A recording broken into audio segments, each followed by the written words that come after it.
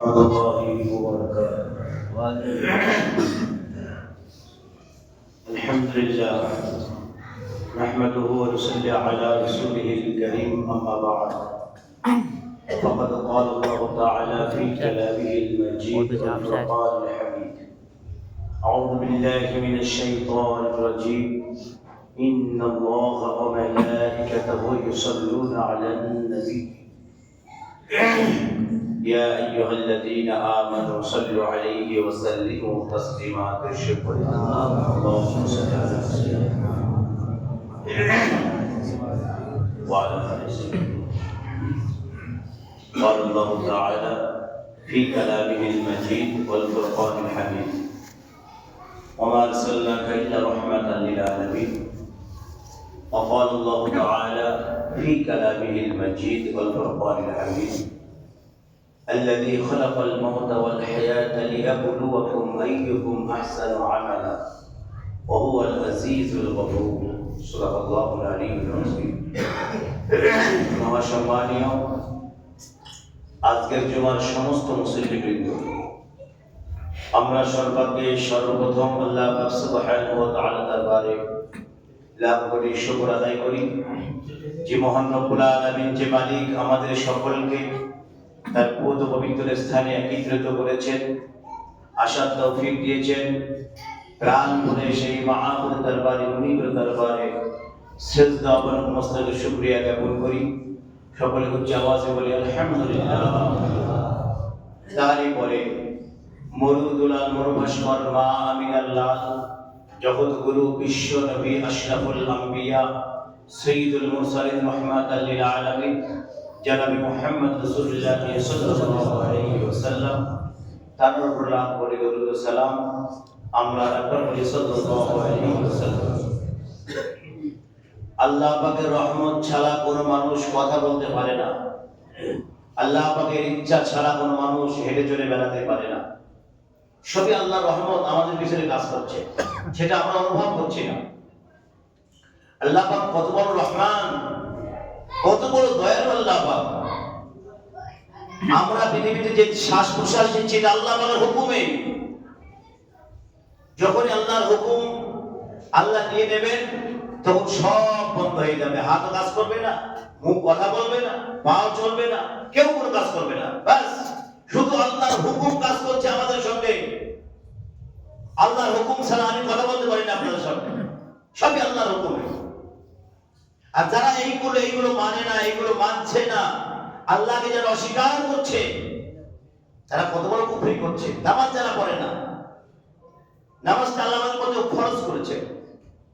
এই নামাজের আলোচনা আগামী জুমা থেকে হবে ইনশাআল্লাহ। মেরাজের আলোচনা আগামী জুমা থেকে শুরু হবে ইনশাআল্লাহ। তাহলে আল্লাহ পাক আমাদেরকে দুনিয়ায় পাঠিয়েছেন একটাই উদ্দেশ্য, একটাই লক্ষ্য। মনে রাখবেন, প্রত্যেকটা মানুষের একটা লক্ষ্য থাকে তার কাজের পিছনে। আল্লাহ পাক এই মখলুক আশরাফুল মখলুকাত দুনিয়ায় পাঠিয়েছেন একটাই উদ্দেশ্য, তার কাজ করছে। আল্লাহ পাক বলছেন শুধু আমার ইবাদত করার জন্য তোমাদের আমি দুনিয়ায় পাঠিয়েছি, অন্য কোনো কাজের জন্য নয়। আমার লক্ষ্য আমার ইবাদত করার জন্য তোমাদেরকে পাঠিয়েছি দুনিয়ার জমিনে। আমাকে বাদ দিয়ে যে শয়তানের অনুসরণ তোমরা করো, নিঃসন্দেহে তোমাদেরকে জাহান্নামের মুখাপেক্ষি হতে হবে।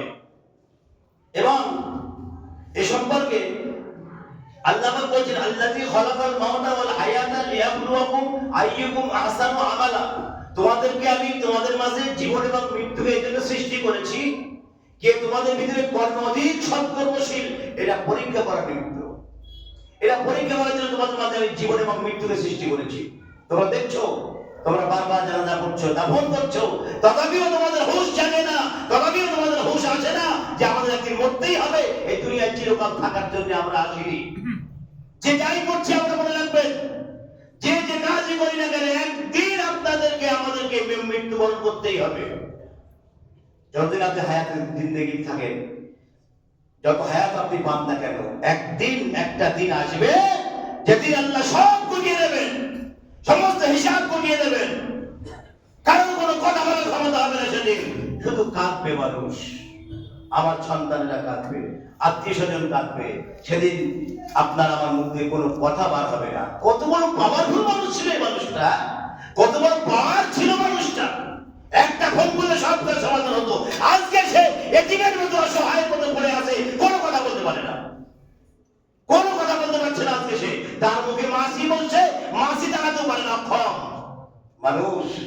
তুমি কিসের বড়াই দেখাও দুনিয়ায়?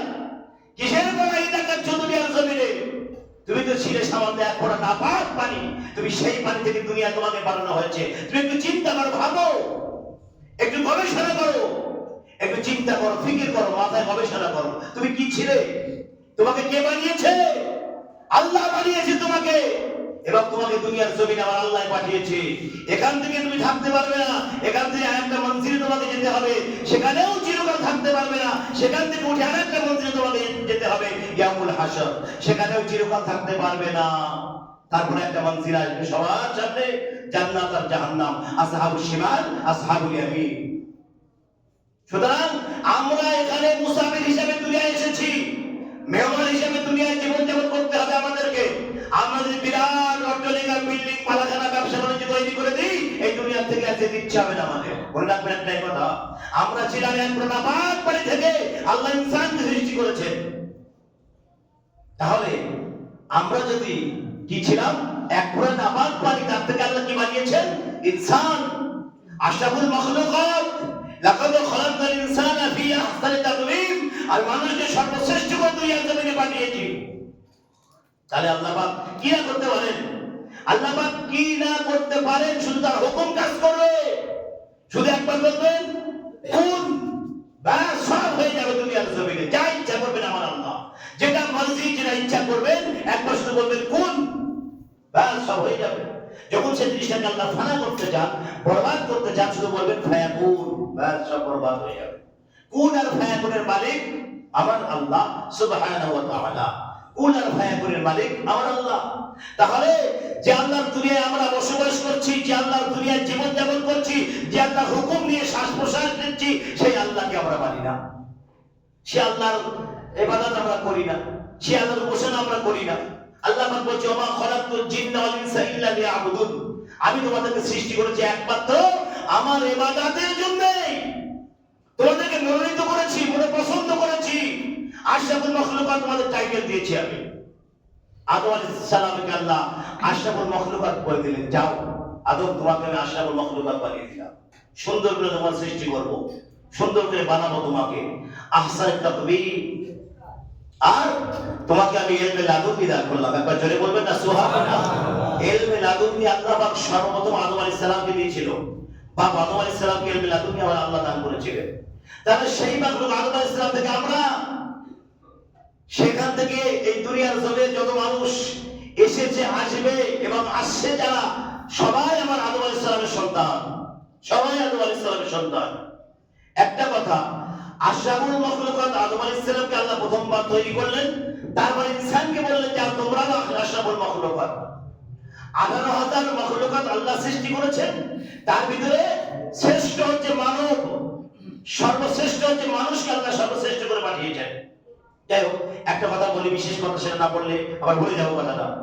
আগামী পশু রবিবার, তার পরের রবিবার, আগামী পশু রবিবার তার পরের রবিবার ঈদগায় যে কলমা, মানে ঈদগায় যে নেওয়াজ এবং যে দোয়াখানি সম্পন্ন হয়, আপনারা জানেন প্রতি বছরই পৌষ মাসের 12 তারিখে। আমি সম্পর্কে আগে আপনাদের বলে শুনিয়েছি। আপনারা কর্ণপাত করেন না, কথা এটা আমি বুঝতে পারছি। যদি আপনারা কর্ণপাত করতেন, কেউ পয়সা না দিয়ে থাকতে পারতেন না। এমন মানুষ আছে যারা সেই দিনে টাকা দেয়। আপনি নিজের বিবেকের সঙ্গে জিজ্ঞাসা করুন, আপনার পয়সা সবার পয়সা একত্রিত করার পরে হিসাব নিকাশ হবে, তারপরে মালপত্র কেনা হবে। তাহলে আপনি যদি সেই দিনে পয়সা দিতে, আপনার জিনিসটা দেওয়া হবে কিভাবে? আপনার বিবেককে আপনি জিজ্ঞাসা করুন, নিজের অন্তরকে আপনি জিজ্ঞাসা করুন, যে আপনি ওই জায়গায় থাকতেন, আপনাকে ওই দিনে টাকা দেওয়া হতো, আপনি কি মালটা দিতে পারতেন? তাহলে যারা ওই দিনে টাকা দেন তারা ভুল করবেন না। কেউ ওই দিনে টাকা দেবেন না, আগে টাকা দেবেন, আগে সবাই পয়সা দেবেন। এবং এই জিনিসটা সম্পর্কে আমি আপনাদেরকে আগেও জানিয়েছি, জিনিসটা খুব মহৎ জিনিস। এই জিনিসটাকে কেউ পিছিয়ে যাবেন না, কেউ পিছিয়ে থাকবেন না। আল্লাহ পাক আমাদের সকলকে পয়সা দিয়েছে, অর্থ দিয়েছে, আমরা কি পিছিয়ে থাকবো না? সবাই অংশগ্রহণ করবো, সবাই টাকা দিয়ে শরীক হয়ে যাবো সঙ্গে ইনশাআল্লাহ, কেউ বাদ যাবো না। এবং যাদের টাকা দিতে বাকি আছে, তারা আজ এবং কালের ভিতরে টাকা পরিশোধ করেন। আপনি মনে করছেন বিরাট একটা মারাত্মক ব্যাপার না, এটা খুব মারাত্মক ব্যাপার, ইম্পর্টেন্ট ব্যাপার এটা। কারণ মৌলভী হিসাবে নেওয়াজ মানে জাকাত ব্যাপার মনে করবেন না। মৌলভী সাহেব কে ছিলেন? ইরাকের বাগদাদের জমিনে শুয়ে আছেন মৌলভী সাহেব। আব্দুল কাদের জিলানী রহমাতুল্লাহ আলাইহি। এরা ইতিহাস বললে অনেক সময় লাগবে, আমি সেদিকে যাব না, সংক্ষেপে আপনাকে বলে দিলাম। যারা বড় হিসাবের নেওয়াজে অংশগ্রহণ করবেন, শরীক হতে চান, তারা তাড়াতাড়ি টাকাটা দিয়ে দেবেন কমিটি কর্তৃপক্ষের কাছে। 421 টাকা আপনারা দেবেন, 421 টাকা প্রত্যেকটির ধার্য হয়েছে। আপনি যদি 3টে নাম দেন 3টে পয়সা আপনি দিয়ে দেবেন, 4টে নাম দেন 4টে পয়সা দিয়ে দেবেন, কোনো সমস্যা নেই। যে যে কটা নেবে সে কটা পয়সা দিয়ে দেবে। আমি আজকে আপনাদের বললাম, আপনারা ভুল করবেন না, মিস করবেন না, খবরদার। সকলে শরীক হয়ে যাবেন, সবাই শরীক হয়ে যাবেন, সবাই অল্প অল্প খাবেন। এটা পেট ভরে খাওয়া জিনিস নয়, অল্প অল্প খেতে হয়, অল্প অল্প খাবেন, সবাই কন্ট্রোল করবেন, সবাই খাবেন। এবং যারা টাকা দেননি আজ এবং কালের ভিতরে সবাই পরিশোধ করবেন টাকা ইনশাআল্লাহ। যাই হোক, যে কথা বলছিলাম, বাবা আদম আলাইহিস সালামকে আল্লাহ প্রথমে ইলমে লাদুনি দান করেছিলেন একটাই কারণে, একটা আদমের জন্য। শুধু আল্লাহকে আদম দেখিয়েছিল আদম আলাইহিস সালাম, এজন্য আল্লাহ নগদ 3টে পুরস্কার আদম আলাইহিস সালামকে দিয়ে দিয়েছিলেন। কি আদম? আদম আলাইহিস সালামকে আল্লাহ তৈরি করেছেন, 40 বছর চুপচাপ বসে আছে, কোনো কথা বলেন না।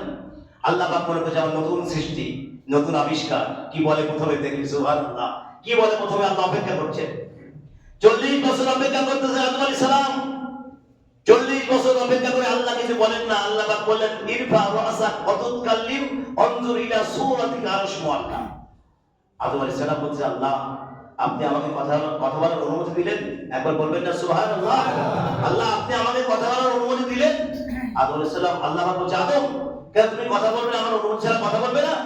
আল্লাহ আপনি আমাকে সৃষ্টি করেছেন, তৈরি করেছেন, আপনার অনুমতি ছাড়া আমি কথা বলতে পারি? সুবহানাল্লাহ। আল্লাহ খুশি হয়ে গেলেন, আদম তুমি আমাকে যে খুশি করলে আমি তোমাকে নগদ 3টে পুরস্কার দিলাম। একবার জোরে বলুন সুবহানাল্লাহ। বাবা আদম আলাইহিস সালামকে পুরস্কার করেছেন আমার আল্লাহ, তাহলে আদম আলাইহিস সালাম যে পুরস্কার পান, আমরাও তার কিছু ভাগীদার আছি। জোরে বলুন সুবহানাল্লাহ। আদম আলাইহিস সালামকে বললেন, আদম আমি তোমাকে নগদ 3টে পুরস্কার দিয়ে দিলাম, আমি তোমাকে সুন্দর করে সৃষ্টি করব, আহসান তাকরীম, এবং আশরাফুল মখলুকাত। আমি আজ থেকে তোমাকে আমি আশরাফুল মখলুকাত বলে ঘোষণা করলাম।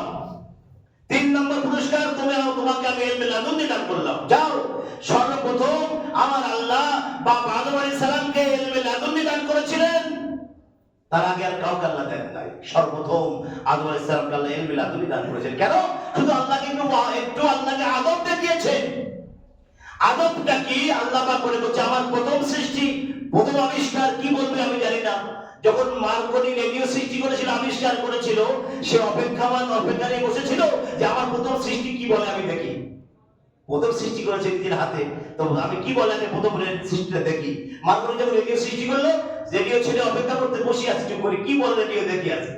তাহলে আল্লাহ পাক বলছে আমার প্রথম সৃষ্টি, প্রথম আবিষ্কার, সে কি বলে প্রথম কথা আমি দেখতে চাই। আদম আলাইহিস সালাম মনে করতে চাই, তো আল্লাহ তো কথা বলার অনুমতি দিচ্ছে না, আল্লাহ কথা বলার হুকুম দিচ্ছে না, আমি কথা বলি কি করে? 40 বছর কথা না বলে চুপচাপ বসে কাটিয়ে দিলেন। চিন্তা করেন, 40 বছর পর আল্লাহ বলছে, আদম দেখো, মাথা উঁচু করো, দেখো ওটা কি। তখন আদম আলাইহিস সালাম আল্লাহকে বলেন, আল্লাহ আমি 40 বছর আপনার হুকুমের অপেক্ষা করছিলাম, আপনি কখন আমাকে হুকুম করবেন, কথা বলো, এই অপেক্ষায় আমি ছিলাম। আল্লাহ পাক 3টে পুরস্কার দিয়ে দিল বাবা আদম আলাইহিস সালাম। বাস এইবার আদম আলাইহিস সালাম মাথা উঠালেন, দেখলেন আদম আলাইহিস সালাম বলছেন মা হাযা নূর, আল্লাহ ওটা কার নূর? আল্লাহ আদম আলাইহিস সালাম আল্লাহকে জিজ্ঞাসা করছে, আল্লাহ ওটা কার নূর? আল্লাহ পাক বলেন হাযা নূরুন নবী সাল্লাল্লাহু আলাইহি ওয়াসাল্লাম, ইসমুহু ফিল আরদি মুহাম্মদ ওয়া ইসমুহু ফিল আরদি আহমদ। একবার জোরে বলুন সুবহানাল্লাহ। আদম আলাইহিস সালাম বলছেন, আল্লাহ ওটা কার নূর? আল্লাহ বলছে, আদম আমার এমন একজন বন্ধুর নূর, ওই বন্ধুকে সৃষ্টি না করলে আমি তোমাকেও বানাতাম না। একবার জোরে বলুন সুবহানাল্লাহ। আদম আলাইহিস সালাম বলছেন, আল্লাহ তাহলে সেই নূরকে আমাকে একটু দেন, আমি আদর করে যত্ন করি। আল্লাহ পাক আরশ থেকে নূর খুলে আদম আলাইহিস সালামের কাছে দিয়ে দিলেন। আদম আলাইহিস সালাম নূরে চুমা খেলেন, চুমা খেয়ে আল্লাহ পাক আবার সেখানে নূরকে লাগিয়ে রাখলেন। আল্লাহ পাক বলছে, আদম শোনো, আমার এমন একজন বন্ধুর নূর, যে বন্ধুকে না বানালে আমি তোমাকে সৃষ্টি করতাম না, এবং তোমার পরে যত কম দুনিয়ার জমিনে আসবে, তোমার সন্তানাদি যারা আসবে তাদেরকেও আমি সৃষ্টি করতাম না। এই বন্ধুকে আমি এই জন্য বানিয়েছি, আদম তোমার বংশে যখন কোনো মানুষ অন্যায় করবে, এই বন্ধু আমার কাছ থেকে সে মাফ করিয়ে দেবে। এর ইতিহাস নাই? ইতিহাস তো প্রচুর আছে, বিশ্বনবী সাল্লাল্লাহু আলাইহি ওয়াসাল্লামের ইতিহাস প্রচুর পরিমাণে আছে। যিনি অন্যায় করেছেন, নবী পাকের দরবারে সে ইয়া রাসূলুল্লাহ, হুজুর আমি এই অন্যায় করেছি। আল্লাহ রাসূল বলেন আমার কাছে হাত বাড়িয়ে দাও। একবার জোরে বলুন সুবহানাল্লাহ। আমার কাছে হাত বাড়িয়ে দাও। বাস বিশ্বনবী মুহাম্মদ রাসূলুল্লাহ সাল্লাল্লাহু আলাইহি ওয়াসাল্লামের হাত বাড়িয়ে দিলেন, আল্লাহ পাকের দরবারে দোয়া করলেন, আল্লাহ তুমি আমার উম্মতকে maaf করে দাও। একবার জোরে বলুন সুবহানাল্লাহ। আল্লাহ maaf করে দিলেন। আজকে বলুন, যারা আমরা দোয়া চাই, কোনদিন আমরা দোয়া শেষে এই কথা বলি, আল্লাহ আমার দোয়াটা বিশ্বনবী মুহাম্মদ রাসূলুল্লাহ সাল্লাল্লাহু আলাইহি ওয়াসাল্লাম বলে কবুল করুন, এই কথা আমরা বলি? এই কথা না বলে দোয়া কবুল হবে না, দোয়া ঝুলতে থাকবে আসমানে, লটকাতে থাকবে, তোমার দোয়া আল্লাহর কাছে পৌঁছাবে না। কারণ আমি কারণটা বলি, বাবা আদম আলাইহিস সালাম যখন গন্ধ ফল ভক্ষণ করলেন, ফল খাওয়ার পরে আল্লাহ ছুরি ফেলে দিলেন দুজনকে, হাত ধরে যা দুনিয়ার জমিনে যা, জান্নাত তোদের জায়গা হবে না, যা তোরা আমার হুকুম অমান্য করলি, যা দুনিয়ার জমিনে যা। দুজনকে ছুরি ফেললেন, একজন বলল সিংহল বর্তমান শ্রীলঙ্কা, আর একজন বলল জেদ্দার ঘাটে, দুজন দু জায়গায় মরে গেল। এখন আদম আলাইহিস সালাম দুনিয়া এসে এত কান্না কাঁদছে, আল্লাহু আকবার, এত কান্না কেঁদেছে, এত কান্না কেঁদেছে, দুনিয়ার জমিনে একটা বিরাট নদী হয়ে গেছে কান্নার পানিতে। একজন আল্লাহর প্রেরিত পয়গম্বর, প্রথম মানুষ বাবা আদম আলাইহিস সালাম যখন দুনিয়া এসে কান্নাকাটি করছেন, এত কান্না কেঁদেছেন, নদী হয়ে গেছে পানি, সেই পানিগুলো সাগরে, সেই পানিগুলো পশু পাখি গাছপালা কি পতঙ্গ সবাই খাচ্ছে সেই পানি, কিন্তু পানি ফোরায় না। আদম আলাইহিস সালামের কান্না আমার আল্লাহ সহ্য করতে পারলেন না। একদিন আরবে একটা পাহাড় আছে, সেই পাহাড়ের উপরে আমার নবী পাক সাল্লাল্লাহু আলাইহি ওয়াসাল্লাম তখন দুনিয়ার জমিনে আসেনি, নবী পাক তখন দুনিয়ার জমিনে আসে নাই। আদম আলাইহিস সালাম সেই পাহাড়ে বসে দোয়া করছে, রব্বানা যালামনা আনফুসানা ওয়া ইল্লাম তাগফির লানা ওয়া তারহামনা লানাকুনান্না মিনাল খাসিরিন। সালাম আসলেন, এ আবুল বাশার, আপনি যদি কিয়ামত পর্যন্ত এভাবে কাঁদেন, আল্লাহ আপনার দোয়া কবুল করবে না। কিয়ামত পর্যন্ত যদি আপনি এভাবে কাঁদেন, আল্লাহ আপনার দোয়া কবুল করবে না। আপনাকে যখন আল্লাহ তৈরি করেছিল, আপনাকে বলেছিল আদম তাকাও দেখো নাকি, আপনার মনে আছে? হ্যাঁ, সব মনে আছে। সেই নবী ওসিলা দিয়ে দোয়া করেন, জলদি করেন। বাস সঙ্গে সঙ্গে আদম আলাইহিস সালাম, আল্লাহ আমার দোয়াটা বিশ্ব নবী মুহাম্মদ রাসূলুল্লাহ সাল্লাল্লাহু আলাইহি ওয়াসাল্লামের দোয়া কবুল করে নাও। আল্লাহ সঙ্গে সঙ্গে দোয়া কবুল করলেন, জোরে বলুন সুবহানাল্লাহ। আল্লাহ কারেন্টের মতো দোয়া কবুল করে, যাও আদম তোমার দোয়া আমি কবুল করলাম। যে নবীকে সৃষ্টি না বলে তোমাকে আগে বলেছি, তোমাকে সৃষ্টি করতাম না, তোমার কম সৃষ্টি করতাম না, সেই নবীকে সৃষ্টি করেছি আমি, তোমাকে সেই নবীর ওসিলায় maaf করে দিলাম। সুবহানাল্লাহ।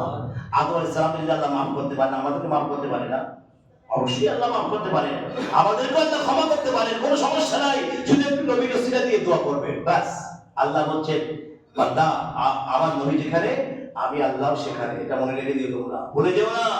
আমার নবী যদি বলে আল্লাহ এটা আমার উম্মত, আমি বলবো আমার বান্দা। একবার জোরে বলুন সুবহানাল্লাহ। নবী যেখানে আল্লাহ সেখানে, নবী যেখানে আল্লাহও সেখানে। আল্লাহ যদি বলে আমার বান্দা, নবী বলবে আমার উম্মত। নবী যদি বলে আমার উম্মত, আল্লাহ বলবে এটা আমার বান্দা। আল্লাহ পাক আমাদের সকলকে বেশি বেশি শোনা এবং বোঝার চাইতে আমল করার তৌফিক দান করুন। আমরা সবাই বলি আল্লাহুম্মা আমিন। ওয়া আখিরু দাওয়ানা আলহামদুলিল্লাহি রাব্বিল আলামিন। নামাজের সাথে কবর জিয়ারত হবে, সবাই নামাজ সেরে কবরস্থানে চলে যাবেন ইনশাআল্লাহ।